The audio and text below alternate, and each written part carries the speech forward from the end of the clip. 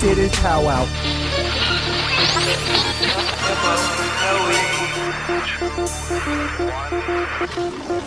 The Powwow with Mo podcast. What up, and welcome to episode 23 of the Powwow with Mo podcast. I'm Mo. I am Powwow.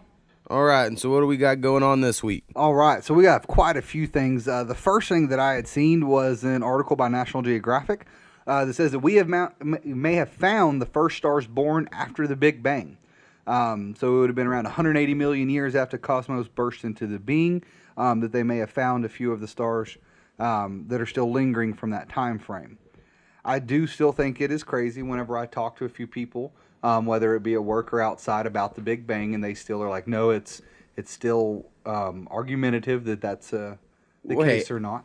I mean, you know my take on all of it, and I try not to get into it too much on this, but I think, to be in all fairness, it takes almost as much faith, if not the same, to believe in the Big Bang Theory as it does to believe that there was a creator. Absolutely agree. And so the arguments that I hear, it's just like if it was on the opposite side.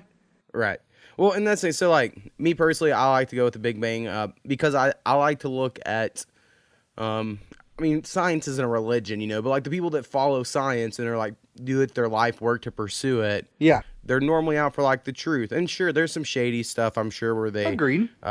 Fudge numbers, things like that to make them look better. But in general, overall, you know, the science community is made where people are going to try to disprove you if you say something so that they can get famous for disproving you. So it's a competitive nature, but it's also going for the truth. So I'm like, they could come out next year and be like, we were wrong about it all. And then they would give you their new theory where most belief systems in the world will not come out next year and say, hey, we were wrong. Here's what we think now. Agreed. You know, it's like, I like the whole, it's a living document thing. Yep. I find it crazy whenever I talk about this, that there's just, they're saying it's zero possibility that could happen. I'm like, so there's zero possibility that this Big Bang could happen, but there's 100% possibility that some random being, I guess is the best way to say it, created everything. There's no ability for anything else to happen except for that. See, I like just combining them all, right? So it's like we were created by a guy named God, but he's in another dimension, and we're in a video game simulation that he created. So it's all correct, and it started with a bang, and then he made an algorithm that made the world. You know what I mean? Like, I just think it's way cooler to think about it that way. Agreed. All right, so I saw a commercial the other day for the new Cadillac Super Cruise. Have you seen this? I've not. It was like so many feelings through my head. Like, all right, so the person hits the cruise control. Okay. Takes their hands off the wheel and puts them on their head, and it steers for you as well. Okay, I have heard about it because there was a lady at work that was actually talking about that, and there's also another vehicle, and it may have been the Cadillac that has Tesla. Well, it says Tesla eat your heart out is what the Cadillac commercial says. That may have been what they were talking about. But it was cool because you're like, oh, that's awesome. Yeah, it's awesome. But then I'm like, does it break for you? Because like, I think people will get too comfortable, fall asleep. Yeah, 100% that's gonna happen. And maybe that's fine if they're drunk or whatever. And maybe this car will drive better than them. And that's what but at that point, just make it a self-driving car. Or is it a self-driving car that you can just switch on manual? Like, what all is happening? Like the iRobot style, where it's part driving unless you want to take over manual, and then it... Right. I just want to know what it's doing. Because if it's just steering and keeping your speed like a normal cruise control, that could get dangerous. Yeah. But then again, if you're paying attention like you should be, you'll be fine. But see, I think the problem is people will like, get distracted. They'll go, oh, this car is driving I'm going to play my fine. Nintendo Switch right here. You know what I'm saying? Like, I don't need my hands for steering. Again, what if a deer runs out? Is it going to be fast enough? There's no way it's going to stop it any faster than someone slamming on their brakes. And I guess that's the thing with the whole self-driving cars, right? Now they're trying to figure out, like, it's decision-making because it has to be smart, right? So it's like, what if, you know, it only had two options, swerve to the left and hit an old man, swerve to the right and hit a kid. I think we would all agree you kill the old person. Horrible to say, but like that's the moral choice. Agree. And then it's like, well, what if there's a deer on the left and what if there's a dog on the right? The dog will do less damage to that car, but us as humans, we are closer to dogs. So it's like we have to figure out all that for sure before we can really do it. But anyway, I saw the commercial the other day, and at first it was like dope, and then I was like, wait, That's going to be so dangerous. So I just don't know enough about it, but I thought that was cool. For sure. So again, a little bit of politics here. Jeff Sessions, obviously Donald Trump's guy, is again having some spats with President Trump. I'm about to say, yeah, I don't know if it's really his guy. I guess I could say he was at one point where Trump was all about him, but again, Trump's been jumping back and forth from saying let's remove guns, and then you know, that's more of what I want to talk about if we're talking about politics. which we are going to hit right after this. Okay, go ahead. So with that being said, Donald Trump's statement was, "Why does Attorney General Jeff Sessions asking the Inspector General to investigate potentially massive FISA abuse will take forever, has no prosecutorial power, and already late with reports on Comey, etc. Isn't the IG an Obama guy? Why not use Justice Department lawyers? Disgraceful." So again, not wanting to do due process because it is the Attorney General's job, and that's what he comes out and says. Right. Says, as long as I'm the Attorney General, I will continue to discharge my duties with integrity and honor, and this department will continue to do its work in a fair and impartial manner according to the law and the Constitution. So, well, to me, like, Trump's just always going to blame Obama, and agreed. I don't even think he personally hates him.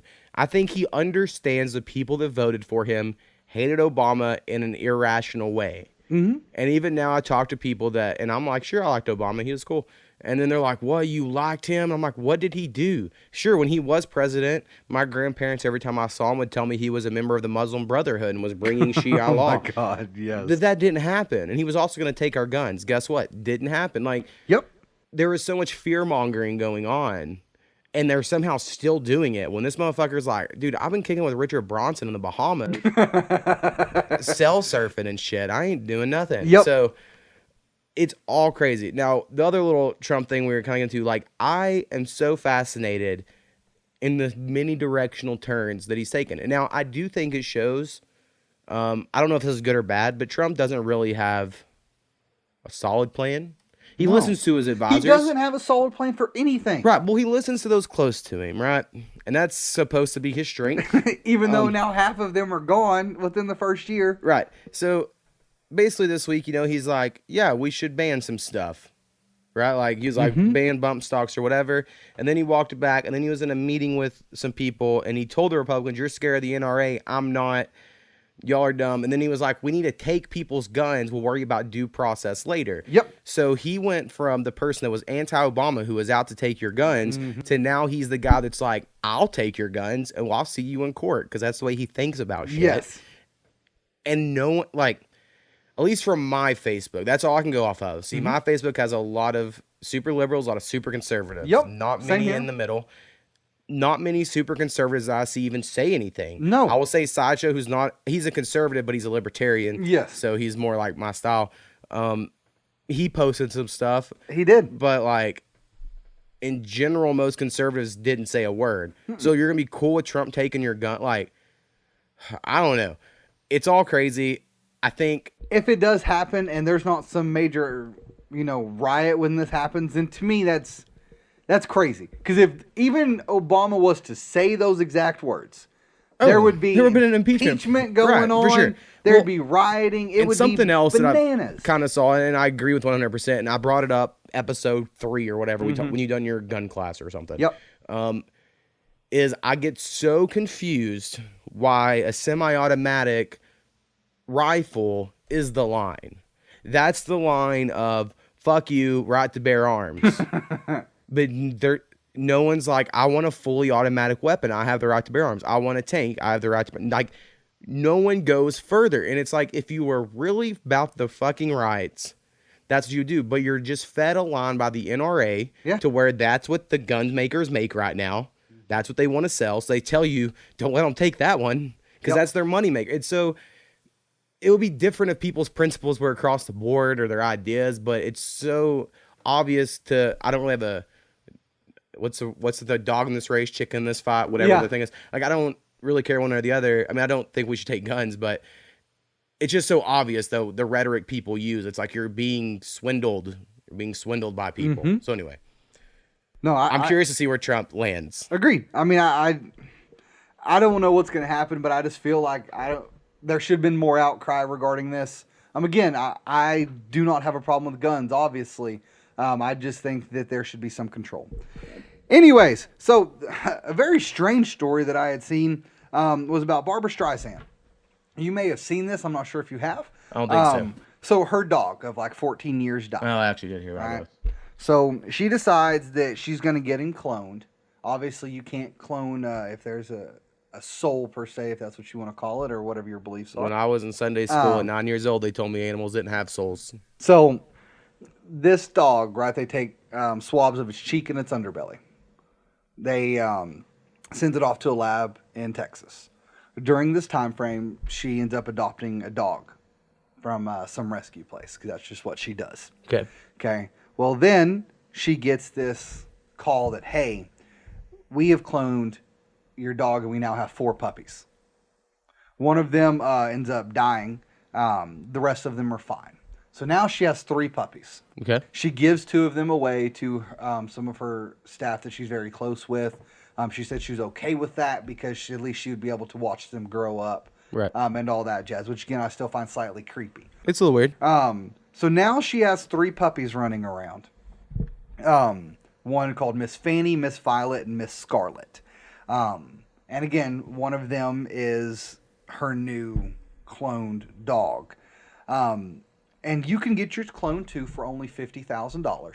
I know it's a thing because we watched This American Life where that dude done it with his bull. I just find it absolutely crazy that you cloning a dog, because what they said, she said that, you can clone the look of a dog, but you can't clone the soul. Still, every time I look at their faces, I think of my Samantha and smile. Just get a picture of the dog. Right. Well, I mean, that's all it takes is the smile of a dog. Well, for instance, like I love my dog. Yeah. No idea what she is. Even if I did, I don't think I could mix breed it Yeah, to get it the same. I don't think you get there. Yeah. So like, if I really wanted that type of dog again, probably my best choice. Yeah. But to me, because I'm all for the cloning. Like I hope by the time we die, they can clone me. They can raise a little boy me up in a tube. It has no experiences. Just gets me to like 16, 17, whatever, like the beginning of manhood is. And then they can just take my brain and put it in the body. I'm totally cool with that. I think that'd be dope. But if it was just they made a clone and then that one just got to live, that's not me. No, that's... So, for instance, if I got my dog clone, I want somehow them to take the brain and put it in the new dog body.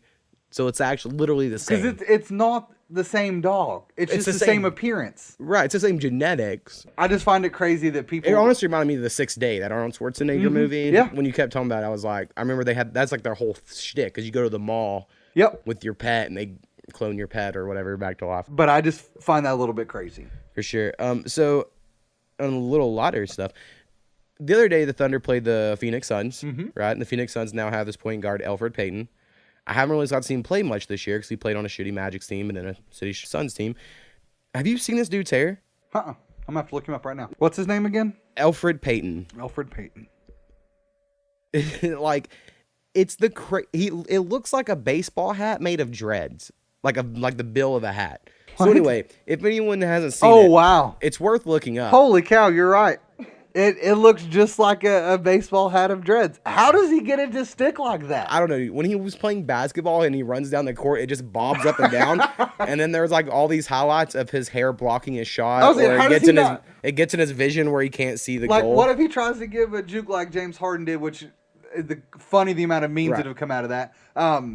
But where he goes to juke and step back and it slaps him in the face. Yeah, dude. Like then you're immobilized. He's not that good, so he won't have to worry about that. But anyway, his hair is crazy. So if you haven't ever seen Alfred Payton's hair for the Phoenix please go Suns, look at it. It's quite impressive, honestly.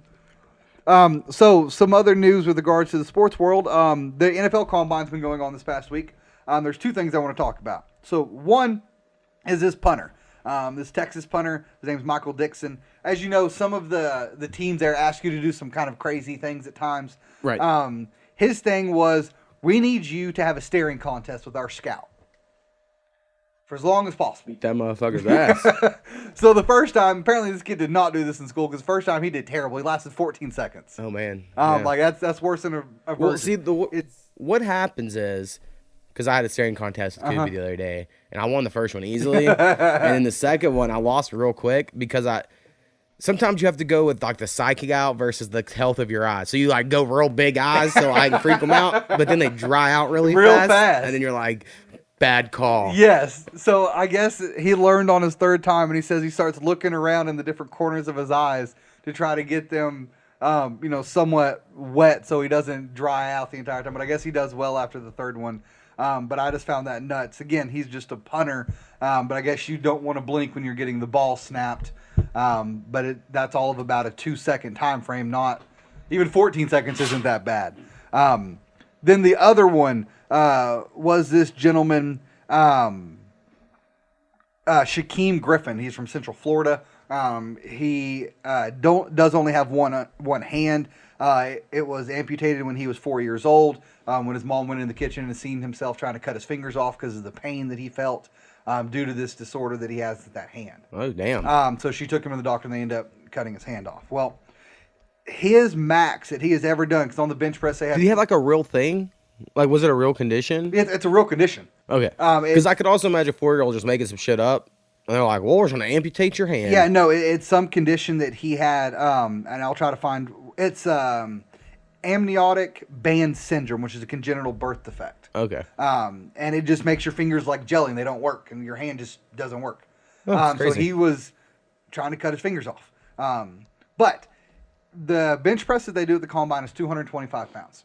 Right. Okay. The max this kid ever got at home doing the best that he could was 12. Okay. So normally, I couldn't right now do 12. Yeah, I couldn't do 12, 225 at all. Like not even close. But his brother's normally the one who's spotting him. However, when you go to the combine, you don't get family members to help you do any of your drills. So they had, of course, one of the combine people helping him there. Well, this guy apparently, he goes, you know what, let's get everybody hyped up. Starts getting the entire people who are around him hyped up, the other linebacker prospects hyped up. Everyone in the stands is standing up, getting hyped about this. So this kid pulls it down and just starts busting it out. And he says that he felt like it was only 135 pounds. So he kept busting them out, gets, 4, 5, 6, 7, 8, 9, 10, 11, 12, passes his 12, goes all the way up to 18, 19, then finally pushes one more out for 20. And again, this kid's only got one hand. He's got, it's like a little clamp that goes around the bar and it connects to his arm. And that's what helps him push. Yeah, and you were telling me that earlier. And more I think about it, because as you know, like if you use a free weights versus a machine weight, balancing muscles are a different thing. Like, I don't know if that makes it easier or harder with a hook. I think it would be almost more difficult because you're balancing with your wrist, not your hand at that point. Yeah, like I mean, I don't know. We have no way to test. No, but you know what I'm saying? Because we have I feel like this dude's forearm's got to be stupid strong to be able to hold that bar straight. Like without bending, because I mean, you're only moving your wrist. Well, and he doesn't have a hand, so I don't know how he strengthens his forearm. Agreed. Like I don't know. But it was awesome to see him do 20. But one of the funny things I've seen about this is there was scouts saying, "Well, I can't wait to see how his footwork is tomorrow on the drills." And I just went like, "Hey, I want you to know, not having a hand doesn't slow you down with footwork drills." Yeah, maybe make it quicker, less weight. Not going to be any issue. Wind resistance. But I found that funny. But it is awesome to see that because apparently this dude is a beast, is an outside linebacker / defensive end. So I do want to kind of follow him and see how he carries this out. Yeah. All right. So I saw a cool story the other day about a guy who injected his dick with stem cells.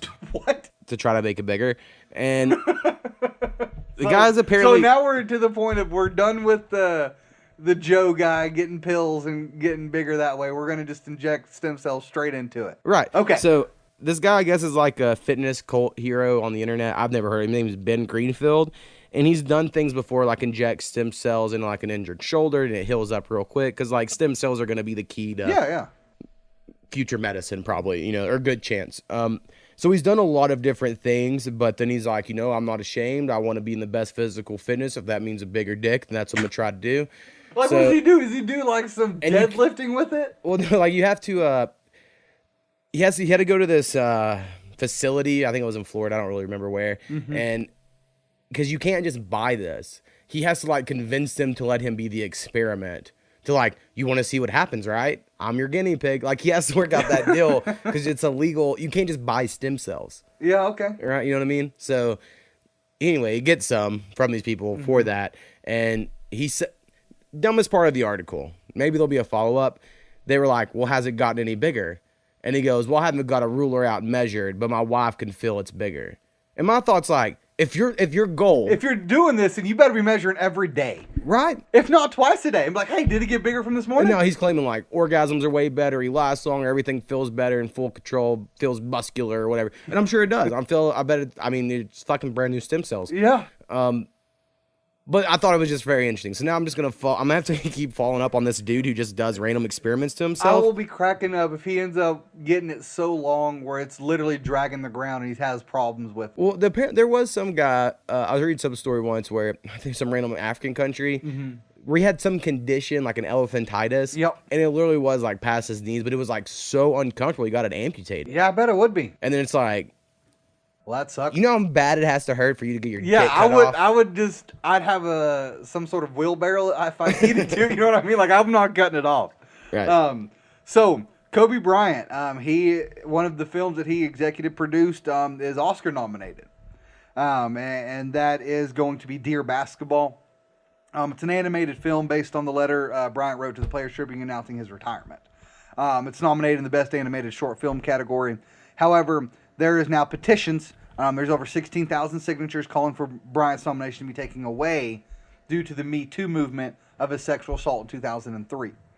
The case was dropped. However, his accuser later filed a civil suit, which was settled out of court. I know we talked about this before. To me, I'm not saying that there's any time frame that makes it easier for the victim if that was the case. Right. But in this point, again, I don't remember the exact specifications of what happened with this, and I thought it was just the girl was under 18 years old, not that she wasn't consenting. Right. Was the problem. If that is the case, and again, from what I remember, she was at a club where you had to be at least 18 to enter. She's there. Right. I mean, like, I get it. We were at the bars, you had to be 18 in there, and you would love to assume everyone's 18. But they're not all. Right. And I'm not saying that he either didn't know that or shouldn't have verified. Again, he was in the NBA at this time. Obviously, this is back when he was number 8. Right. But there is a massive almost calling to this now where people are trying to get this film scrubbed. Again, Oscar, I believe, are tonight. Right. And they're trying to get this, again, I don't think that's going to happen. They're not going to make that short of a change, I don't believe. But I find it crazy that they're going to continue to bring this up when I don't think it was really a sexual assault issue. Right. I mean, the way I saw that when I was younger, and I could be naive and dumb, right, is that he was an 18-year-old millionaire, and he met a girl at a hotel and didn't ask her age. Yeah. And, like, sure, that might be bad, but, like, I don't know. I drank before I was 18 at places. You know what I mean? Like, I don't know. I think everyone should be allowed to make mistakes. I know it's a very awkward situation because, like, I like to think, like, I've done nothing horrible in my life, but I'm sure there were times I was super drunk, said something stupid or whatever, and I would hate for, like, the person I was at 19, right, to be what people judge 30-year-old me on.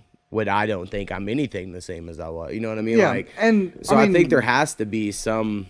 And so I was going to ask you, because this is an article in the article, and I either don't remember this at all, but what they were referring to, I guess it wasn't that exact issue. It was he was accused of raping a hotel employee in Colorado. The issue Is that the was same thing, right? Yeah. Okay. I don't know. And I believe it wasn't like the violent rape. It was that she was underage. Yeah. And I don't know. To me, I think that's two different things. She was consenting. Well, I think if he was 30 and she was underage, that's a horrible thing. Agreed. I think if he's 19 and she's 15, it's bad, but it's not as bad. I agree. I think some of this is getting a little crazy. I think most people in general, though, know. I mean, like, I don't know, I think the people on the far ends of the spectrum on anything are always going to be crazy. And they're always going to be the most vocal. Yeah. But I think the majority of, like, common sense people, they have certain ones that are like, that one passes the sniff test, this one doesn't. I don't know. Maybe not. Maybe people are dumb. Agreed. But kind of something I had it in my notes here, but I wasn't going to bring it up because I need to look up the stuff because I don't remember enough of it. But it was something about just how humans were going through puberty earlier. Like, scientific, like, I remember reading about this a long time ago with molars. Like, your 12-year-old molars now come in when you're 9 or whatever, right? Like, some about like we're advancing a lot sooner early in our lives. I don't know if it's our culture or whatever it is. Yeah. I don't know how that would affect it, but maybe it does. But it is getting to where like women, like little girls, like, okay, when me and you're like, girls didn't dress like that when we were in high school. They didn't, but they also didn't develop as early. Like scientifically, people are developing earlier, boys and girls. Like they are becoming more mature quicker. And we are still treating them like children. Like, I don't know if we can change it. And I know, like, we know so many kids that are idiots. Yes, we do. Right? So you're like, well, they're fucking idiot. Yep. So, I don't know. It's a weird thing. But I feel like all this stuff we're discussing, I bet there has to be some connection there if everyone's kind of just growing up quicker. Yeah. And then, historically, people were getting married and having kids at 14. Because they only lived to, like, 40. So, like, we went to this place where it's, like, push everything back, but now, like, biology's pulling everything back. I don't know what's going to happen, but I want to look into it more before I, like, really get into it, but I just think it's interesting thing to think about. For sure. All right, so there's one thing, I think it's a good spot for it. You have not watched this video, so I'm going to ask, I know it's a weird thing to do in the middle of a podcast, to just pause the podcast and look up a YouTube video and watch it, because Powwow's about to watch it when I pause this. When we come back, I'll get his reaction. But it's called the Utah House of Representatives rap. I don't want to give anything else away, so that's all I'm going to say. Just YouTube that, and So you have like 5 I look seconds. up Utah House, and that's the very first thing that pulls Right, up, it's very popular. which is terrible. So we're going to pause it real quick, and then we'll come back and get Powwow's reaction and my take on this awesome YouTube video. Okay.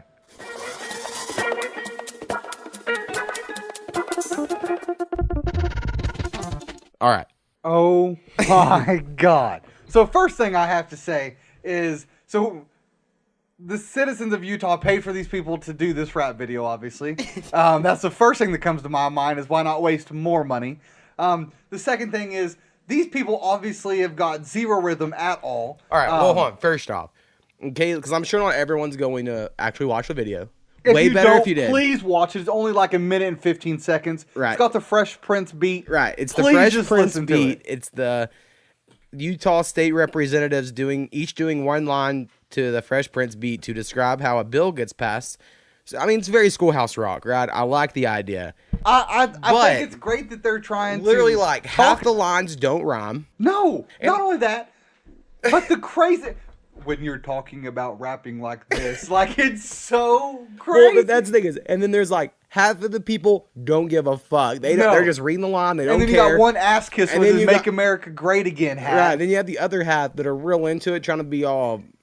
Especially the Urban. chick with her arms out like she's trying to be a gangster. I think that like third or fourth guy with the glasses, he was like bopping a lot. I don't know.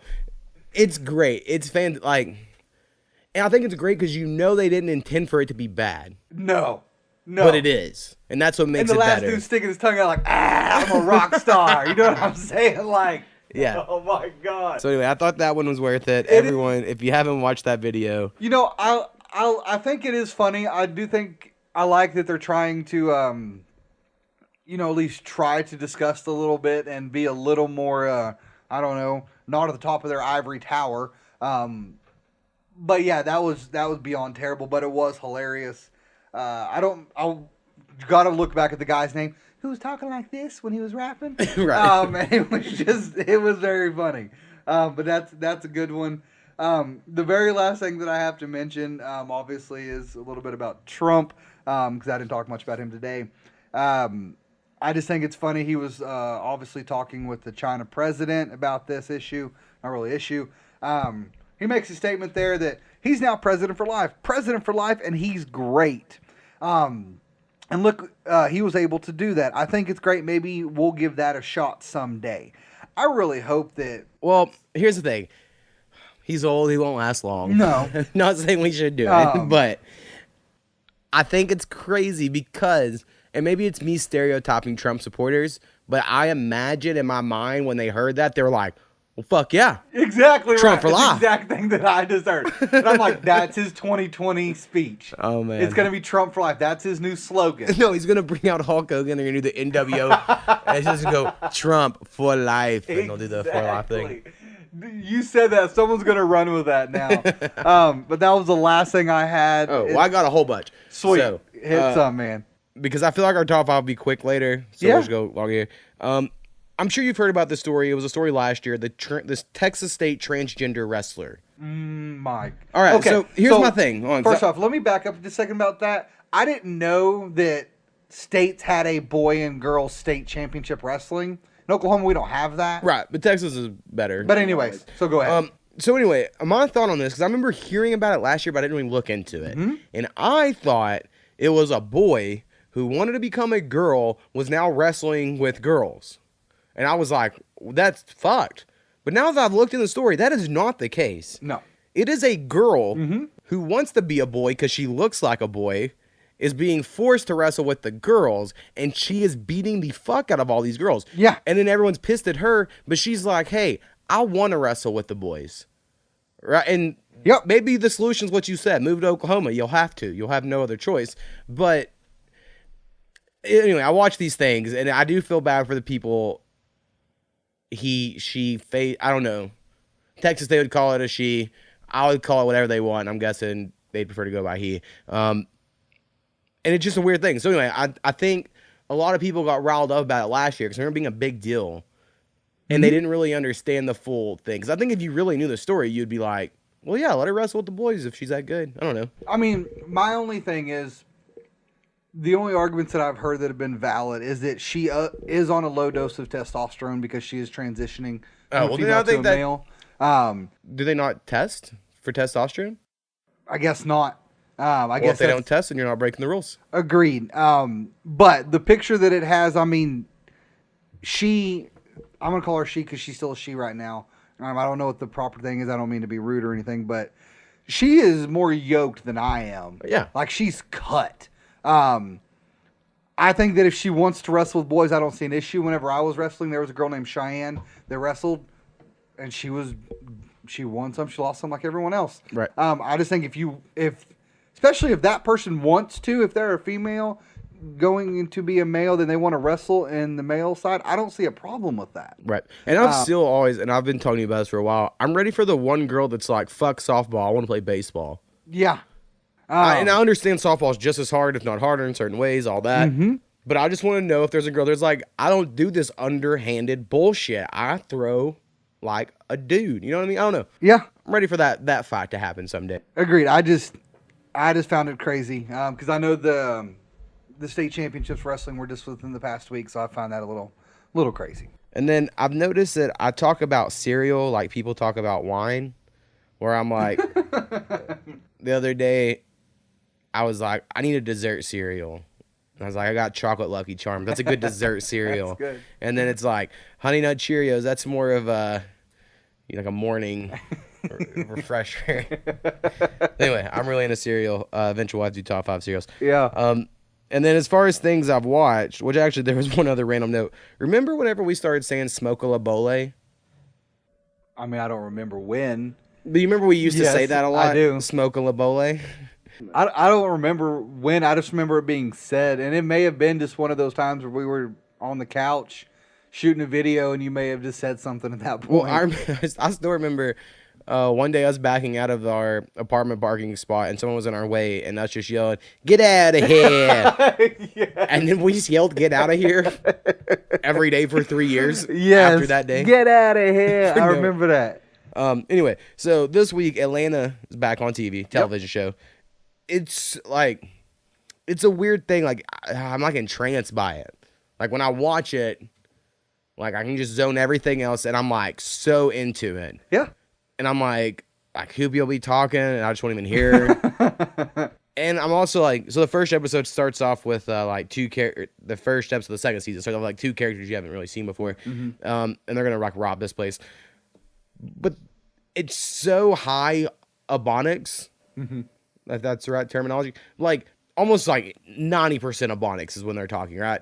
Okay. And I could see a lot of people being like, what the fuck are they even saying? Yeah. But I feel I'm pretty fluent. And so I understood completely. Because it'd be like, man, trying to get some gas, getting all that. Like, they're saying all kind of stuff where like I can see a lot of people being like, these are just random words, right? But I understand it. And I love the first season of Atlanta. So if you haven't watched it, check it out. The first season I know is on Hulu. Second season, I don't know when they'll put it up. or whatever. But it's just so good, and it's like it is about a rapper, right? Like the main dude, Donald Glover's not a rapper, even though he's in real life. In the TV show, he's not. His cousin is, but like they don't even show him rapping or anything. Like it's so like tangential to that. Okay. It's like, sure, he does that, but here they are at their fucking trap house. Yeah. Just hanging out doing nothing, right? And then it's like the second season, Paperboy, who's his cousin, is on house arrest, so he can't even leave. Whatever. Anyway, the show's just so good. Like, I just love it. And it's like in a weird way where I could see people watching it and they're gonna like, this is so weird. Yeah. Donald Glover explained the other day as it's the black people's Curb Your Enthusiasm. And I can see the similarities, right? Because like it's awkward. It's so awkward, this show. Like it's all about like Donald Glover getting in awkward situations, right? Or being in a situation with like a real Southern black person, and Donald Glover, is fairly, I don't want to say wide acting, but that's what people would say. Yeah. And how it's like he's trying to be like, people are trying to stereotype him. He's just like, no, I don't know. Anyway, it's really good. So if you haven't watched Atlanta, I'm probably gonna talk about it every week for the next 7 episodes. Because I just love Atlanta. And then last night I went and saw Black Panther finally. How was it? Still packed at the theaters. Really? I was like, man, I'm gonna wait a minute, right? Well, I know there's been people at work that's went and seen it twice. Yeah. It is good. I feel like there's a but. Right. Well, I just think the main character, the actor, the guy who played Jackie Robinson, and all that stuff, I don't really like him. Like, he's very subdued and like mellow, and maybe that is how Black Panther's character is supposed to be. And then maybe it's just that I love Michael B. Jordan so much, and he's like the bad guy right, in the movie. I just want him to win. And so therefore I'm like, well, I'm going for the bad guy. So maybe that affected me. But I think like the backstory of it all is so cool. I think the lore of it, and like you're so interested, like what other weapons do they have? Like I don't care about Black Panther. Literally show me everything else about this Wakanda place. So I haven't went and watched it yet, but a buddy of mine who went and seen it, Dom actually, told me that when he went and seen it the first time, after seeing it the second time, he goes, I just wasn't in awe with all of the, the visuals that was going on. Because I was able to pay attention to more things like all the weapons that they have and the different things of how each mechanical thing works. And I was like, that's the only reason I want to go watch it. And I'll probably have to watch it twice so I can go see that all. I had a friend on Facebook that I rapped with at one time or something. I have a lot of random people out that through music. And he lives somewhere like in Carolina maybe. And he's on this whole like, he's black. He's like, black people don't watch Black Panther. I went and saw it, and it's the white man trying to convince us to be docile and all that. He has this whole conspiracy take, right? And so there's this section of black people who think it's like this candy to lure black people in and change their way of thinking to not stand up, because Michael B. Jordan's character is like a radical American guy who is more like, so the basic whole argument is Wakanda should use their technology to help all black people all over Earth. And then the people like the king guys, like, if we don't hide this shit and protect it, it's going to be exploited, lead to weapons and war. We're not doing that. That's basically the conflict in the whole movie. Okay. I hate the fact it's like, help black people. Use it to help black people. It's like, help everyone. I just think if people don't realize, like, say if there were no black people, right? Or anywhere, say if it was all white people, like everyone thinks. I'm like super pink skinned compared to other white people, and there's olive skinned people. Yeah. We would be divided, and you'd be like, all right, fucking pink skin. And then like you would hate these people. Like it's so much a poor thing. It's so much a like, these are the poor people, and that's who gets fucked. And I think it's so dumb people divided by race. And I understand Black Panther like is supposed to speak to it. But what I thought it did a good job of is the fact there is barely any white people in the movie. Mm-hmm. So there isn't any like the white people did this, it's like an internal conflict, and both sides have a point. Both sides are kind of wrong. Mm-hmm. And they're both kind of right. Right? Yeah. You know what I mean? Like, and I think that's better. And I don't see race involved at all, except for the fact that Michael B. Jordan's character says things like, we should help all the disenfranchised black people on Earth. And maybe they should, because Africa has been fucked by a lot of people, right? Yeah. So maybe they should help Africa. But I think it's weird to be like, we're going to America and helping just black people. Yeah, I agree. Seems odd. But I just, like I said, I like Michael B. Jordan so much. And his character, I mean, he's the best villain in any Marvel movie. Mm-hmm. If he's even a villain. I think that could be argued. He was the hero of a different story, right? And just didn't work out the same way. So anyway, it's good, but I guess because there's been so much conversation around the movie, I was like trying to pay attention to a lot of stuff. And I was like, I just disagree. I think you could even, say it's a Martin Luther King versus Malcolm X, and Martin Luther King wins. Gotcha. You know what I mean? Like, because they each had kind of different styles, but they still had a good goal. Yeah. And I think we do look back at, like, Martin Luther King probably had a smarter I don't know. I'm sure black Muslims disagree because, they follow Malcolm X more. Yeah. But anyway, Black Panther was pretty good. And then one other thing is I'm going to check in with you on this. I know I put Goldbergs as, like, my number 5 TV show a long time ago. I just have this season.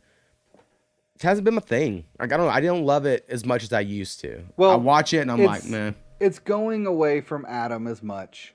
Yeah, that's a good point. Adam's barely been on any I mean, episodes. Adam, he just hasn't been on a whole lot. And when he is, it's very, very minute. Yeah. So, like, this past one was mainly about Beverly. I mean, it was about... which makes sense because Beverly's great. She's the best character. And she, don't get me wrong, she is absolutely hilarious with her crazy shit. But I By think the she's way, better as, like, in pieces and doses as opposed to the whole thing. so Goldberg's has slightly affected my family. Oh, yeah? Because we've watched it quite often. Yeah. My son has watched it.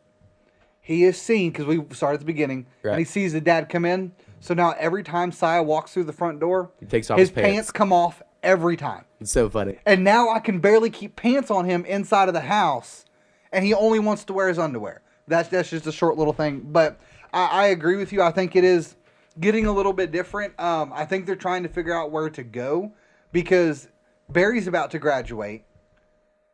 That leaves Adam the only one left in high school. He's only got 3 years left in high school. Right, and maybe they do have, like, when I was the last one left, all this stuff happened, so he wants to save it. Agreed. And that's what I was wondering, because I know he actually has a brother who ended up being a doctor. Yeah. But did you know, have you seen the newest episode? Yes, the one that just happened. Yeah, at the end, the JTP It was awesome. faces off against the real JTP. It was pretty sweet. And I don't remember, there was some NFL player that was on there as well. And then at the end, they did kind of a small little tribute to the Eagles for winning. And I thought they might because they're, obviously huge Philly people. But it has slightly fallen off. But I still think it is funny because Beverly cracks me up with her crazy shit. But yeah, I actually watched the Goldbergs. We caught up with Modern Family. Modern Family, it's also fallen off. I mean, it's like season, 10 or 11? Yeah, something it crazy. definitely has. And it's fallen off too. But I did finally watch Justice League this past weekend because it came out on DirecTV. I know you had went and seen it. I haven't seen Justice No? League. Nope. No, it was Thor that you were telling me about. I think I thought it was Thor you were telling. the last DC movie I saw was Suicide Squad. I hated it. I remember you saying that, but And I thought it was one of those. Maybe it's somebody else who was telling about it. But I watched Justice League anyway. It was okay. I do like some of these small drops that they have, especially with Aquaman's character. Gives you a little bit of what you're going to see whenever, obviously, the movie comes out. I was very surprised of how the underwater, this whole cinema of the underwater worked. Right. I thought it worked very well. Well, I knew it would because James Cameron did an Entourage. Yeah, but I am Boom. so confused on some of the Aquaman things that they have done. Like, they're saying that he's the only one that can go and, take care of the bad guy underneath the sea. However, there's a point in time where the current queen moves all the water, so they're talking in air. And so I just don't understand some of that. But there were a few things that were just slightly... I don't know where I was just watching. I was trying to pick apart things. And where the Flash, she's saving... there's this family that's in a truck and he has to push them real far, right? And Superman's got to go save some other people. Well, the Flash takes off, probably goes 3 or 4 miles real fast. Right. Then all of a sudden he stops and looks over and sees Superman flying probably 35 miles an hour with a giant building of people. I get it. However, I'm confused because, again, you just went 3 or 4 miles super fast. Superman's on cruise control and is caught up to you with this big giant building. I know. Well, and Superman's supposed to be a little slower than Flash in the comics. And so there is, but at the end it does have, like most DC and Marvel movies, some little, Easter eggs at the very end. But there is one scene, because there's, on this one they actually had, at the very end you usually have one big scene that they show after all the credits. There's actually 2. One is the Flash and Superman start off for a race. So I'm ready to see what the next Justice League movie comes out, where if they say that who won. But then at the there's another one and it's got Lex Luthor, and he broke out of prison. And it's the guy off of what's that magic movie? Now You See Me. Yep. That main guy on that. Jesse Eisenberg. I think that's it. I mean, he plays Lex Luthor. Yeah, that's the one who plays Lex Luthor. And then Deathstroke shows up. Well, I know they took Deathstroke off the Arrowverse because they're going to use it in a movie. Yes. Not that I watch any of those. I just know way too much about pop culture. I have not caught up with Arrow in so long, man. I can't. Probably not worth it. It's not. I tried. But overall, like I said, it was a decent movie. It wasn't like The Avengers the first time I seen it where I was super stoked and there was some... See, I think all that shit sucked. I don't know, like... wasn't that... All the team-up stuff, because it's so focused on fanfare... It is. They're like, it's just not a good story. Like, because finally watched... I haven't watched Guardians of the Galaxy until recently, and we watched both 1 and 2, like, back-to-back. Mm-hmm. One's so much better than 2. Yeah, 100%. Because 2's just fanfare, and, like, this is what the fans want to see. Where 1's, like, an original story that they're, like, trying to get out there. I'm really kind of off superhero movies, but I did see the previews for Deadpool 2, and I love Deadpool 1, so I'm, of course, going to see it. And I think Ant-Man and the Wasp looks cool. Yeah. Because I like Paul Rudd. I think he kills that role. I agree. And then I saw a commercial for Ready Player One, and it got me all pissed off in the theater. I know. Dude, they're going to ruin it. I was going to ask you so what you thought of that, because I seen there was a commercial, and I didn't watch the first one, but I knew you've read the book's so good. And you can't such a disservice. And when you're reading the book, you're like, they'll never make a movie out of this. Yeah. They can't. Impossible. He wrote an impossible book to translate because it requires so many copyright infringements or whatever. Mm-hmm. But then they're like, Steven Spielberg's going to do it, and you're like, well, he done Who Framed Roger Rabbit that had fucking Bugs Bunny and Mickey Mouse on screen. So if anyone can do it, he can do it. Yeah. I mean, it has in the commercial the Iron Giant. So I'm like, it is cool that there are going to be certain things. But the kid doesn't look right in the thing. The chick's too hot. The age character, you already know is a black chick. In the book, you don't find out until the very end. But in the commercials, they're just showing her. Yeah. And I'm like, it looks kind of cheesy at parts. And maybe it is. Maybe it was the whole time. I just read it cooler. Yeah. Right? Like, I read it like he was a badass. And then it was that cheesy. But, I mean, books are better than movies. That's just the way it is. Yeah. All right. The last thing I had, and then we'll take a quick break, is that I learned that American soldiers in the Pacific Theater of World War II used passwords containing the letter L due to Japanese mispronunciations. So they would use words such as Lollapalooza, and they would hear back "rah-rah." They would open fire and start shooting people. What? So that you hope someone doesn't have some sort of speech impediment or anything. Okay, all right. I thought it was interesting. All right, we'll take a quick break. We'll come back. We do have about 8 emails from one person. And what up, Snappy? We'll get into our top 5 favorite late night hosts. So we're going to go with late night show hosts. So, yes, that is the exact qualifications that are needed. All right, I know you have one that's an iffy one, and we'll see. All right, we'll be back. All right.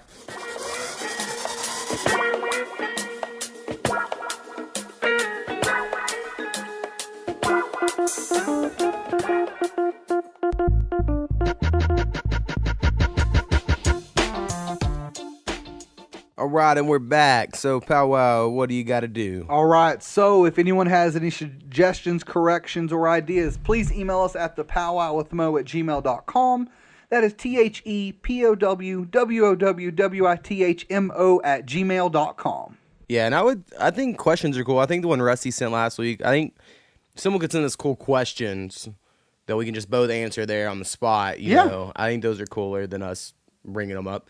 So if you have any. For sure. So anyway, this week we got a bunch of emails from Snappy. I thought we only had one, but then yesterday we got 3 yesterday, bro. So I understand he's going back and catching up on the old episodes. Mm-hmm. For instance, like this week we only got like 20 listens on our new episode, but we have like 150 listens on all of our episodes, like for the week. So yep.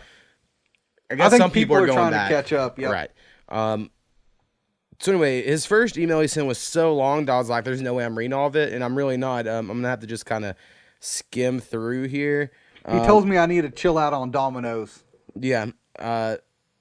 He did tell you that, and he worked at Mazio's forever, and then does it now, so he's kind of like, fuck them. He said someone shit in the middle of the buffet, like where the buffet's at. Right, I'm sure that happened. That's crazy. Honestly, Mazio's pisses me off because I always forget my ranch, and I'm turned on them. Yeah. Like, God damn it, just put ranch in there. I order ranch. I pay money for it. Yep. Give me some ranch. something else that's happened is like Walmart and Dick's and Academy and all these places. They're not going to stock semi-automatic rifles. That what the thing is, and they're not going to sell to people below 21. There's certain things they're doing, right? And then I've seen this argument a lot of, well, how can a big corporation violate my Second Amendment rights by not selling me weapons, but a baker has to bake a cake for a gay couple? And here's how that's different, in my opinion, is that Dick's Sporting Goods is not saying you can't buy one of these guns if you're this, this, or this. They're saying we are not stocking that. Yeah. So if that cake maker said, I'm not making cakes, then sure. Yeah. But it's different to discriminate against, to sell, like, if that cake maker said, I'll sell this to you, but I won't sell this to you. They're just not selling it. That is discrimination. And again, I've mentioned this before. I understand the whole free market idea of you should be able to sell what you want. You're a private business, blah, blah, blah. But if that was the case throughout the South, black people couldn't have eaten at restaurants. And I think, I don't know, maybe not everyone agrees, but I would hope everyone agrees like that's shitty. If someone has money and they want to come to a restaurant and eat, they should be allowed to pay money but to again, eat in it's that not restaurant. like they're picking and choosing who they're selling to. They're just saying we don't sell them. Right. So they're just not going to sell they're just not going to sell them. I don't know. I think they have all the right in the world. It's going to hurt their bottom line. Yeah. But that's just what they're... Well, it's going to help and it could hurt. I mean, there's some people that are like, and cool. I saw something the other day that was like, this move is going to help local gun shops. I've seen that. And I think that is good. I think anything to help local businesses. But I think these local businesses now have more responsibility on them to where I bet they're the far extremes. I bet it's rather like, motherfuckers make sure, like, no, I'm going to be responsible. I'm responsible to sell you this gun. I want to make sure you're a sane person. Yeah. We're doing all this stuff. And I bet there's ones at the other end, they're like, you want a gun, get a gun. They don't care. So we'll see how it goes. You know, I can see this being better or worse with them not. Because I think at a place like Academy or where Dex or whatever, you probably should go in and vouch for them and get shit. And some 18-year-old kids helping you and they don't really care or know what they're talking about. Yeah. I don't know. Anyway, LeVar Ball, he brings up being an entertaining joke. I agree. 100%. Talks about the new grocery store here in town that we didn't need to figure out. Yeah, Zaza Pachulia is a dirty piece of shit. I agree. 100%. And yeah, LeBron became shitty when he went to Miami. I mean, the narrative anyway. Yep. Became that way. Anyway, I'm going to skip the rest of that one. Again, there's a lot of stuff. Brings up some of his favorite basketball players. Sean Kemp, I remember being awesome. Yep. Dennis Rodman. Dennis Rodman was awesome. The mailman, Karl Malone. Yeah, I mean, John Stockton, Jalen Rose. I mean, all those dudes. You know, like. And then he mentions his wrestler one. Got to give us take on that. He mentions like 14 wrestlers in his top 5. Yeah. So I think basically most of them we mentioned, except Jimmy Snuka. I don't think we mentioned. Nope. Some of these guys I'm sure are just old, knowing snappy here. Boogeyman, I know we didn't mention. But yeah, anyway, I appreciate all the listens, Snappy. For sure. I know you and then Shad, who has like username, random numbers. Y'all comment on some SoundCloud tracks as well. You can do it either way, but emails will get read. Also this week, Taylor hit me up. He gave me a warning of a couple things we can't talk about that they do still currently do in their fraternity. I need to let you know what those are so we don't bring that up in the future. And then people have told me to let you know to chill out on all your liberal shit. Probably won't happen. Yeah. I mean, someone else hit me up too to give me some notes. And like Rusty texts me every once in a while, wants to, like the pornography or nudity versus violence thing on Game of Thrones or whatever, right? And kind of talked about that some, and it kind of got a lot of things get brought to religion to me. I don't know why. I don't try to, but basically Rusty was kind of going in on this whole, maybe nudity affects family values more than violence on a grand scale of thing. You know, like if you were looking on partisan, maybe the percent, or maybe not. You know, we don't really know. I don't think I'll ever be able to, like, I don't have kids yet, but I just think if I have a kid, I would much rather them see nudity than crazy violence. Yeah.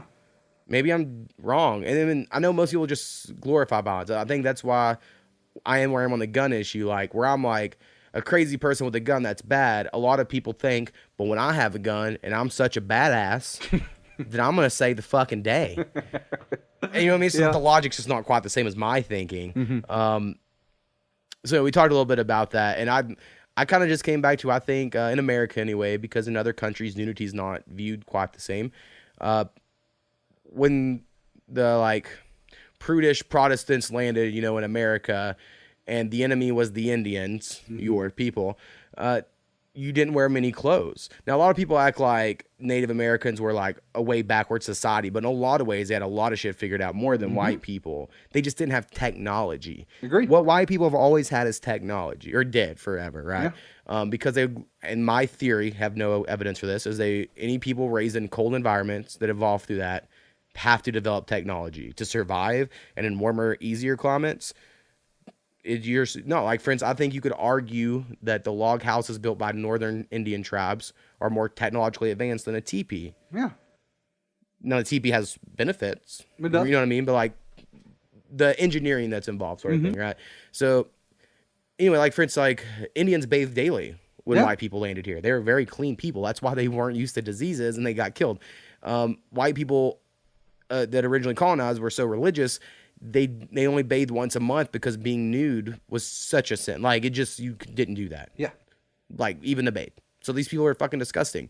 Yeah. And I think probably what happened was they saw the Indians. They were like, nudity, demonize it even more. That's the enemy. Barbaric. Same in England with the Druid people. They didn't wear many clothes. And then the Roman Catholics kind of came, and that's bad. And I think that's probably just stuck. Now, I'm not blaming religion or anything. I think a lot of people, when I bring up religion, see me as attacking it, but I really just see religion as like literally the driving force of culture for almost forever. Even now to an extent, but we have other media culture, Yeah. But forever, like, church was it. And if your church believed this, and for a sociological reason, y'all did something for a reason. It wasn't like, I'm not hating on anything, but that's the reason. I think was all politics. Yeah. So nudity became bad because Indians were nude in comparison. Yep. It's my theory. No evidence. Anyway, so this week we're going to tell a story, and we just forgot, like on our little break, that, oh shit, we didn't have a story. We didn't think about one. So we have a whole list. Let's go ahead and go with the first Memorial Day I hung out with your family. Okay. Which was the one with your mom. Yep, by the dam. By the dam. And now your mom in that camping situation was a little more similar to like what I grew up with. So I was familiar with it. I don't remember, what year would this be? 2008? Yeah, I think it was 2008. Yeah, 2008. I know we slept in a tent. So anyway, we get there. I'll try to, you fill me in, see if I remember correctly. Because Wagner, is that the lake? It was. It's at Fort Gibson Lake. Fort Gibson Lake in Wagner. And your mom was dating this dude who's pretty cool. Little stoner guy. Yeah. Little was incorrect. I'm sorry. Yeah, I'll say by far the opposite of little. So they have like a little small old shitty camper, like one my dad had. Yeah, it's like one bed. One bed, little kitchen, maybe a couch, maybe two beds, if a couch and dining room. Yeah. But anyway, so your mom and her boyfriend were staying in that. They have a friend named Wilson. Yes. Who was this old man who, like, maybe he wasn't that old. To us at that time, he looked super old, but he's not. Right. He was like a caricature old man, like the big white mustache. And we're going to put this tent together that me and you are staying in. And this is like one of those massive ass family tents of like 10 people sleeping in. Right. And he shows up and goes, "You got a joint? I'll put your tent together if you give me a joint." And I was like, "Fuck yeah, I'll give you a joint to put our tent together." Yeah. Because again, I'm 19 and exactly. I think I'm still 19 here. Yeah, maybe you were. And so we give him a joint, and then he puts our tent together, and then me and you just kind of walk around, hang out. We could fish a little bit, nothing too crazy. I remember you were dating this one girl at the time who ended up staying there as well. Yep. Because one thing I do remember is waking up and y'all having sex. And my takeaway from it, because at this time I hadn't had sex on an air mattress, and now since then I have, so I completely understand the physics of it. But I remember being very, like, it was so funny to me because it didn't look enjoyable. And it was because the way she was, like, she was on top, and it was like, so when she was putting her weight on her like knees and feet to lift herself up, it would push you up. Yes. So like y'all would just go up and down together, and I was like, "Fuck, that looks so unpleasant." Like, it does not look fun at all. It wasn't the best. I remember I was sleeping on a futon mattress, and I remember thinking like, "Y'all are probably much for a futon mattress." But yeah, and then I remember the next morning they cooked breakfast of some sort. I don't remember a whole lot else, but I just remember Wilson putting our team together for weed. Yeah, we got and real, he put it together like in 5 minutes, like super fucking quick. Yeah, and again, this is our just back. We smoked a lot, and so we'll save the second one for Memorial Day when that comes up, I guess. But good times. I really liked your mom's boyfriend at the time.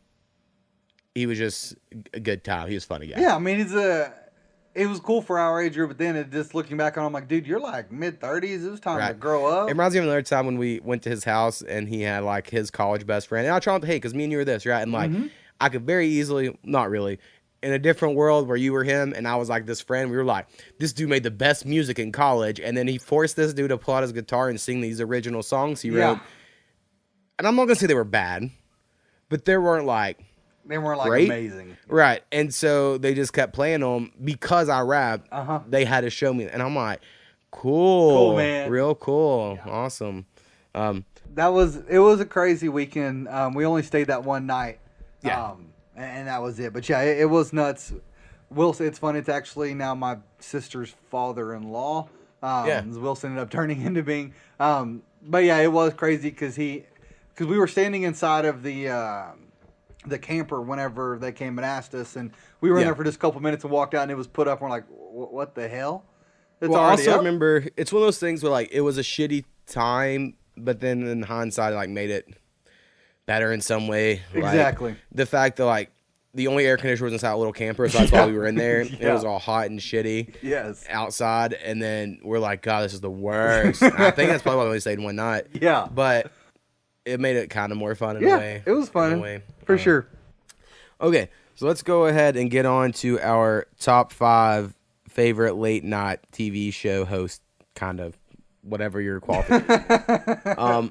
Now, I thought we are going to have a lot of repeats. I'm sure, because there's just not that many. Yeah, there's... Now, I will say, like, my top 3 are probably, like, my top 3 famous people I would want to meet, period. Like, out of any famous people. So, like, this is definitely, like, my topic. Yep. Or whatever. There's just not that many of them. But for whatever reason, I've always really, really enjoyed late night shows, even since I was a little kid. I mean, I assumed our number 1 will be the same. I think our 1, 2, and 3 will be similar, maybe? I think our 1, 2, and 3 should be similar. I was trying to argue between my 1 and 2 and Coop. It was just one of those moments every time. That's what I have to do. I try to bring him to Coopy. Yep. And then she'll be like, you're an idiot. And then I was like, it's between this one and this one, who have the same 2 letters in their first, right? So it's a hint. And she was like, no, you totally have to go with this one. And I'm like, well, yeah, since she knew me, yes. But when I look at like my whole life, so like, I had a little bit of a struggle, but I think what is happening now has to take a little bit of a precedence over history. So anyway, little debate this week. My number 5 could have went one of 2 ways. I'm just gonna bring up who battled it out to my number 5 because I want to give them both credit. But there was really only 6 straight contenders of like shows I really, really like. You know what I mean? So anyway. I hear you. So starting off number 5, this one, the only reason I actually put him on there was because I watched him with my grandmother. 4 was the one that's debatable. We'll get to that here in a second. But number 5 is going to be David Letterman. It's what my grandmother watched all the time, and so I just remember enjoying watching that with her. I wish I loved David Letterman.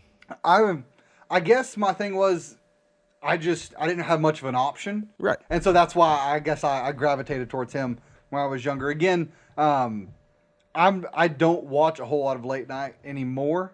There's very little that I get to, because mainly if I get late night to ourselves and we're going to sleep to get some sort of rest. Right. But yeah, number 5, David Letterman. Right, and I really, really like everything about David Letterman. I just didn't really watch his show. So that's why I say, like, I wish I could be one of those people that were like, I always watch Dave. Yeah. Dave's top 10 list where this shit. Because I am kind of like a student of comedy, right? Like, I look up all this random stuff and videos. He was weirder. He was funnier than Leno. He basically was the template that my number 2 followed. I don't know, like I like everything about Letterman. And everyone says like his was the show everyone preferred to go on, you know, if they had to choose a show to go on. So I think that is a good choice. For sure. All right, my number 5 was between 2 females. Okay. I think I chose wrong. Okay, I'm gonna show you right now. It was between Samantha Bee, who has a TBS show right now, and then Chelsea Handler. I was gonna say, were you choosing Chelsea? Okay. And I'm going to choose Chelsea Handler only because I feel like if I choose Samantha Bee, it's going to be a list of who's been on Jon Stewart. Yep. You know what I mean? And, like, that's not what I'm trying to say. I just happen to really like I think Samantha Bee, I don't know, she takes this whole female thing personally, that she's the only, like, real female on it at the moment. And now I think that's, I don't know if that's completely correct to be, like, mad about it, but she uses that energy, right? Yeah. And then she, like, tries to trigger her, like, oh, you want to call women bitches? I'll show you a bitch, right? Like, that's her thing. But she makes great points. Her writers are great. It's all political. I'm sure most conservatives wouldn't like it because she's normally talking about like women's rights and shit.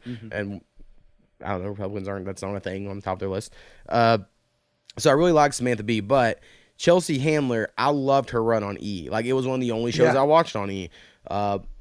It always had. I like the fact she had like guest comedians on, so you got to see other comedians and just her on their little round table thing. Chewy, her little midget Mexican guy, he was awesome. I don't know, everything about Chelsea Handler I thought was really good. I also like her when she goes on other people's talk shows. I think she's funny, like she vibes well or whatever. So anyway, I'm gonna go Chelsea Handler, number 5. I like her dirty, funny humor For sure. Now I will say her Netflix show, I've tried a couple episodes here and there. No. I don't really like it. Maybe I need to give it another shot. So this is pretty much just off Chelsea lately. Okay. All right. So my number 4 again. This is the one that is arguable, and that's Scott Van Pelt. Okay, I mean, you can go with it. He has an 11 o'clock show on ESPN. So you're saying that the show he has had in the last year, off of that, he's your number 4? Yeah. Okay. As long as you're not saying it's from his whole career. No, not like the SVP and Rousseau. Not Okay. just this. Okay. He has his cousin. I can't remember the odds guy, who seems like he's wrong more than half of the time. Yeah, he looks like a goofy dude too. Yeah, super goofy. Yeah. But what I like about Scott Van Pelt is the amount of athletes he is able to grab after some major sporting event. Like that event is finished earlier that night, and he's got whoever it is, the top player, coming in at 11 o'clock that night. Well, I don't think it's Scott Van Pelt that did it. I think it's ESPN. It's ESPN for sure, but it's... See, I have a little mixed feelings on him. He's a Pike. Exactly. So that makes us kind of like him a little bit. And I, in general, like what he does. Yeah. Like, he's funny, he's good. But I'm so loyal to Bill Simmons. See, I'm not. I always liked him when he was at ESPN, and I loved Grantland, and I love The Ringer now. Yeah. And I don't know, like, maybe Bill Simmons is cool with Scott Van Pelt. You just don't know. I don't know. So I don't want to be like, which is so stupid. But I've heard him mention him, and, like, it's hard to tell. Like, he makes, like, a mystery. So I'm like, I wonder if he did. But I don't know. I could also see Scott Van Pelt being a dick behind the scenes, right? Sure. He seems like he's probably not the coolest dude. Like, I wouldn't want to hang out with him. Yeah, I mean, he seems a little, I guess, for lack of better words, douchey sometimes. He's not my favorite ESPN guy. Like, I love Stuart Scott. I know he's dead, so I know you can about Stuart that. Scott was awesome. And so, like, whenever I liked that attitude, and I also like Kenny Mayne. I think I love how funny he is. Man, there was one other dude that I used to love on there as well that was always on there. Bucci or whatever. Yeah. Yep. Jim Buccigross? Yeah, that's his name.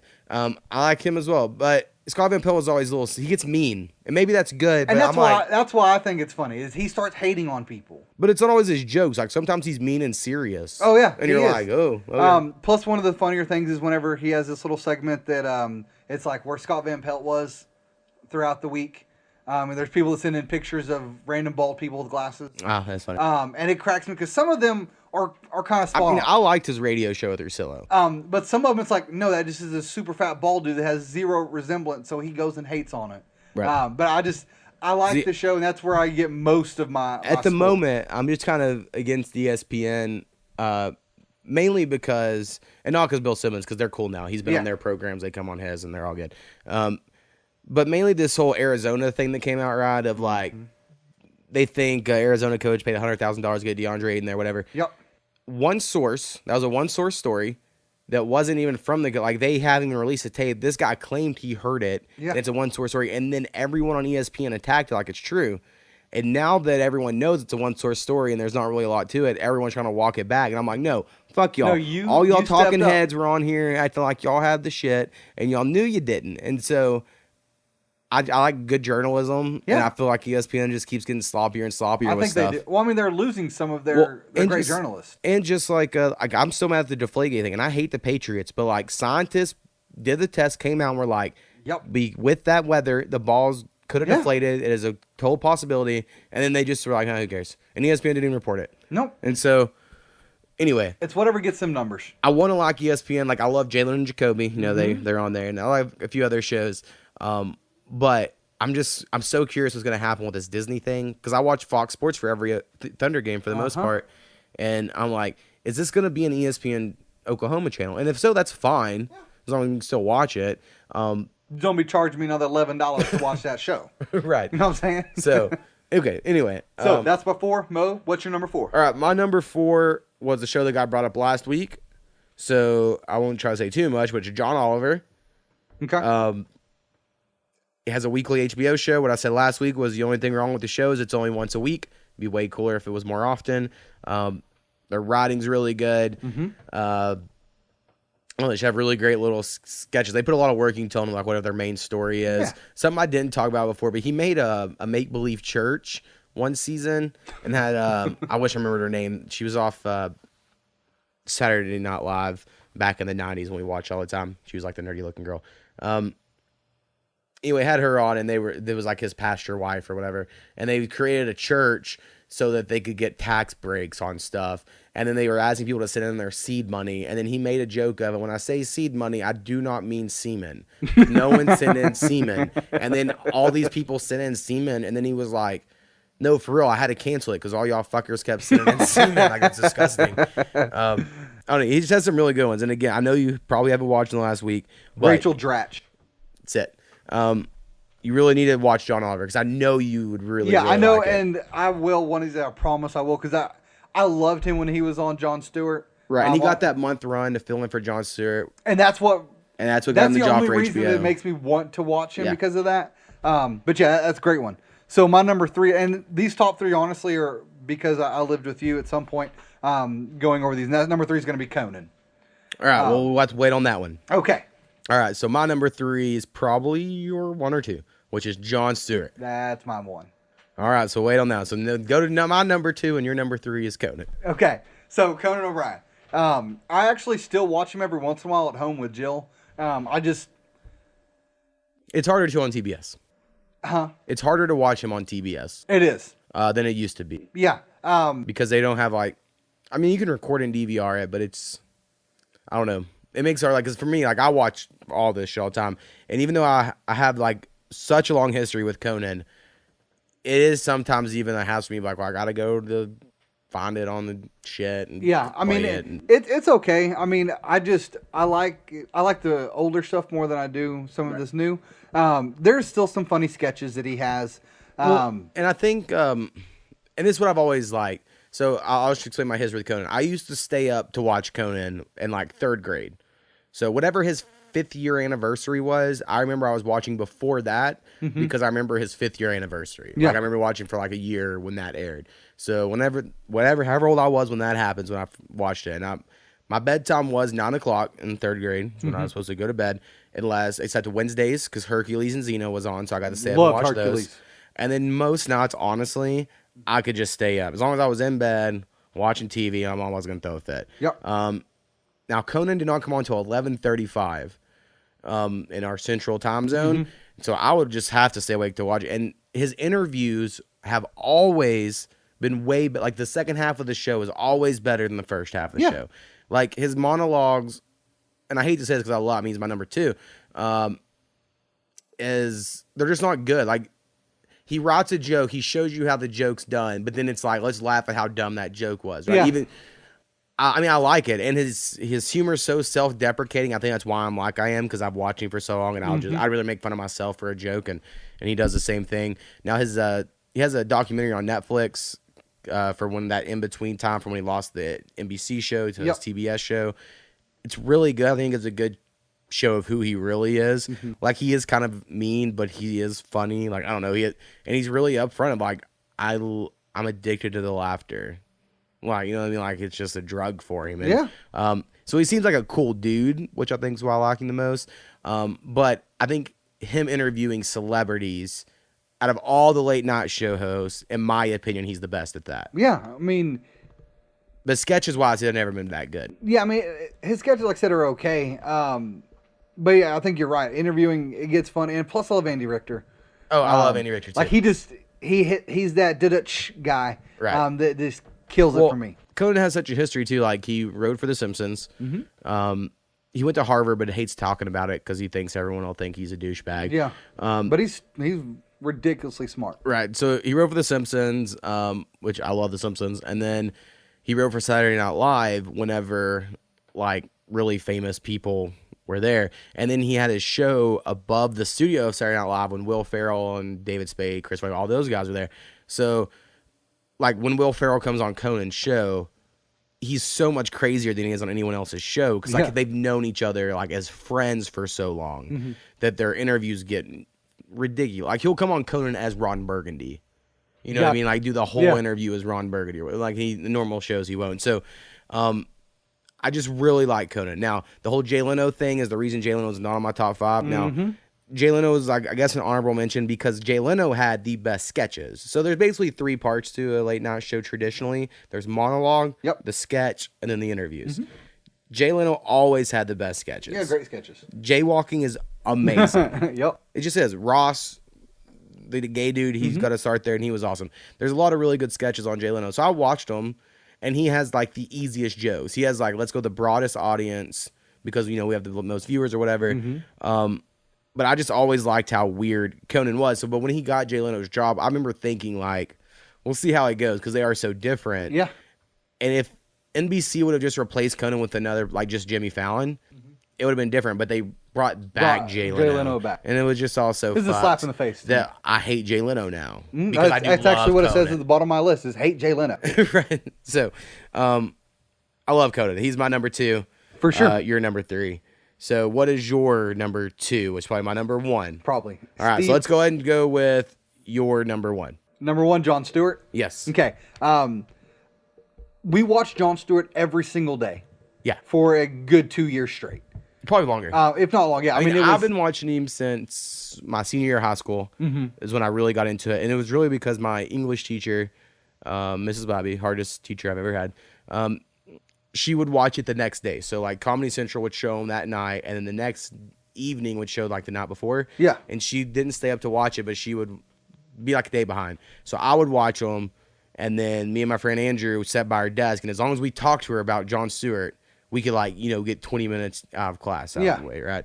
So that's really why I started watching, was because my teacher did, but he was also extremely funny. And then when me and you moved in together, and then you got us DirecTV, I was like, dude, we got to watch Jon Stewart. And we watched all the time, and I loved his outlook.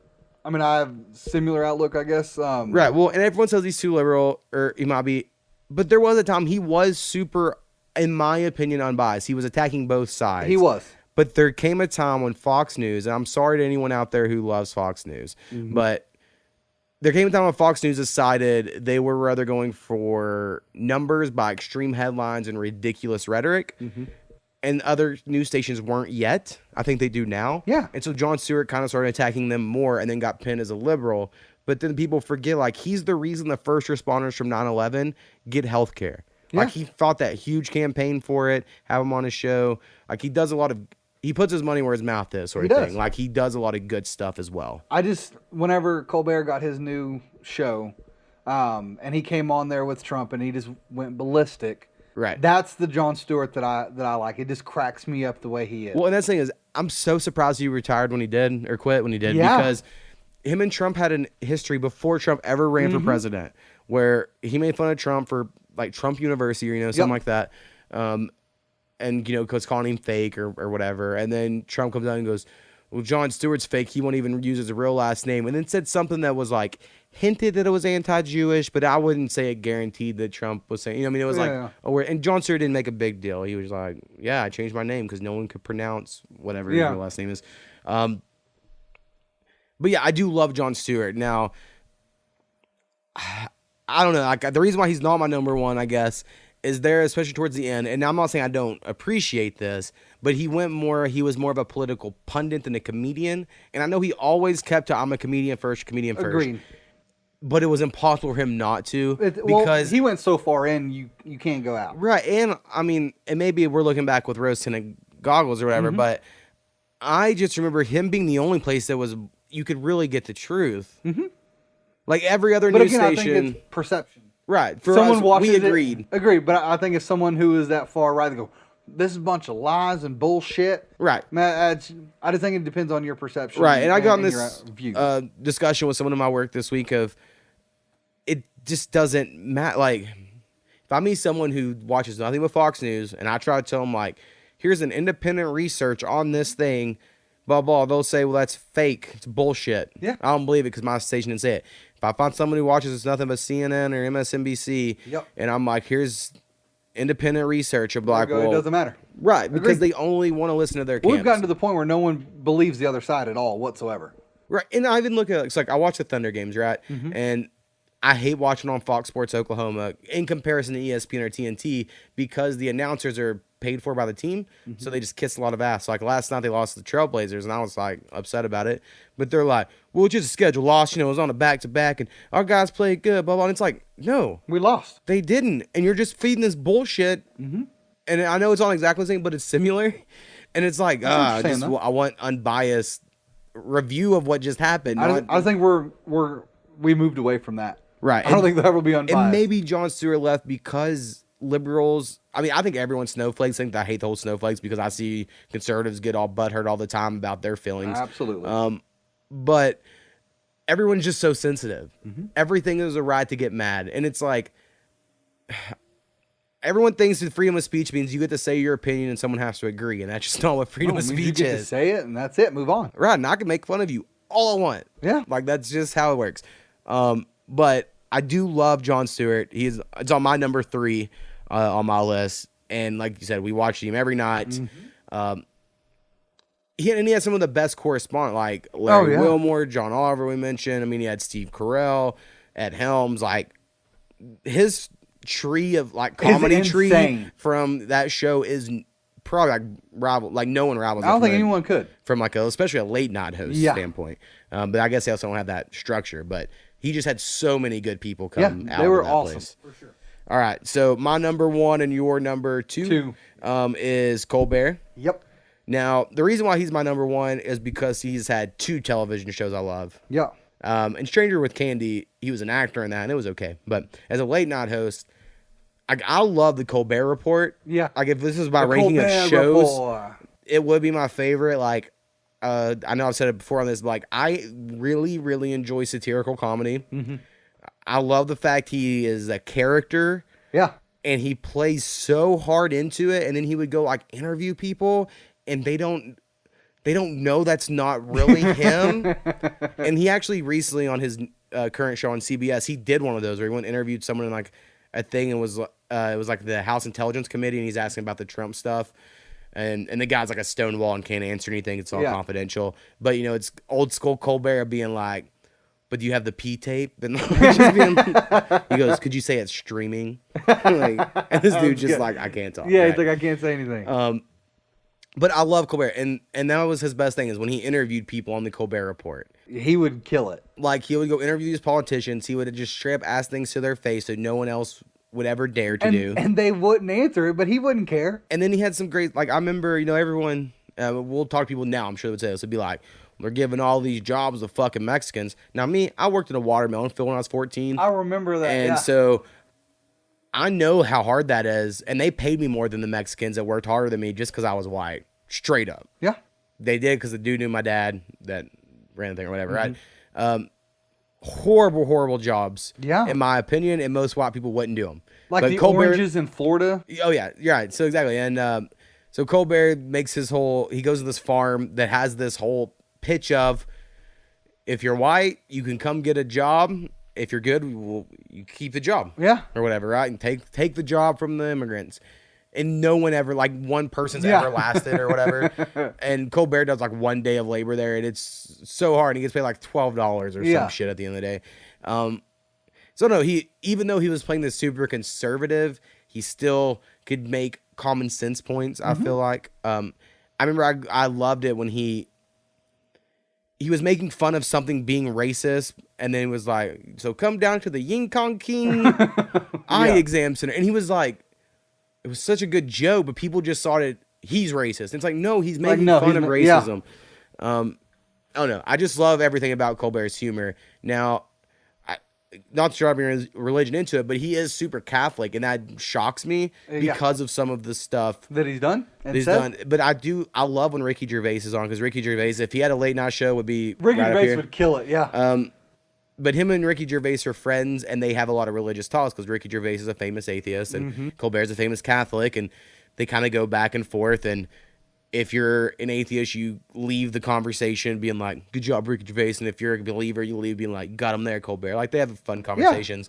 But I enjoy everything about Colbert. I think he's probably a good guy. Like, I don't think he's probably like an asshole. He seems like he's probably a sweet dude. But I just really enjoy his humor. For sure. No, that's now, my I thing. will say, and I'm not a Trump fan, as you can all tell. I try to stay independent. I do think he hates a little too much on Trump. Not like hates too much. I think too much percentage of his monologue is devoted to Trump. I mean, I think he's just continuing to pour on. I don't think he's going to let off that gas pedal anytime soon. But his Trump impersonation's hilarious when he reads the tweets. And like, I don't know, he has so many good stuff. Yeah. Now, I will say his monologues are his highlights. His sketches are, if he's going out doing an interview, the best. If he's trying to like in the studio It's stuff, not that good. It's not that good. And then, but he's pretty good with guests. But like, so he had Conan on, right? Conan owned the interview. Like, Colbert barely talked, and he was like kind of shying away. And I don't know if it was like he was letting Conan shine as like the elder comedian, or if it was just like Conan was that type of guy. Like, when he's in the room, I have to be center of attention. I don't know what it was, but I had to watch it because it's like two of my favorite. I mean, it's my number 1 and 2. And I remember being like, "Oh, it's so awkward." It's just it was such an awkward interview. Just a weird one. But I enjoy any time.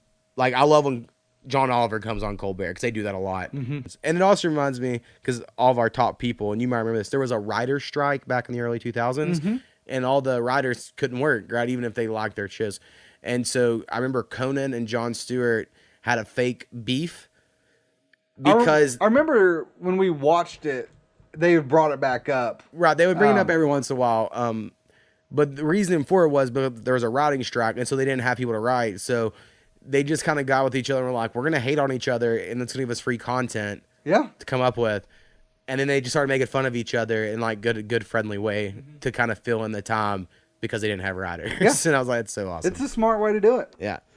All right. So, do you know what our top 5 is for next week? Yes, it is top 5 sequels to movies. Okay, so these are movies that are going to have a number 2 or it's a direct sequel to something. Now, are we limiting it to 2, or are we saying that... No, 3s don't count. That would be the 3rd. That's all I was going to say. Is it just... Because I've got 2 in my... I mean, 1 that I had my number 1 movie overall, but I have another one that's going to be tough right there. Like, I mean, because I haven't thought about this one at all. And right now I have a couple in mind, but I'm really going to have to look into it. I mean, I've got 1 and 2 down. I just don't know which one's going to go 1 and which one's 2. But then I'll have to think about the rest of them. Well, I mean, right now, I'm not supposed much, but I'm like, D2 Mighty Ducks. Exactly. Because that's the number 1 sequel that first is on mine besides Ninja Turtles. I was going to say, that's my set. Those are my 2 that I'm having issues. But now I'm like, was there any like modern sequels that are, I don't know, I just have to look. Exactly. And see. But. Yeah, but we'll just have to. Now, just to clarify, we're saying it doesn't have to stop at 2, but this is just second movie. Right. So, like, for instance, Iron Man has 3 movies, but if you wanted Iron Man 2. It's not going to be it. Right. It's the worst But one yeah. for 3. You could have that one there. Oh, man, this is going to be a tough one. Yeah, that's for sure. I'm going to have to do some thinking this week. All right. Well, that's it. I made it to an hour and a half, so sweet. Good job, us.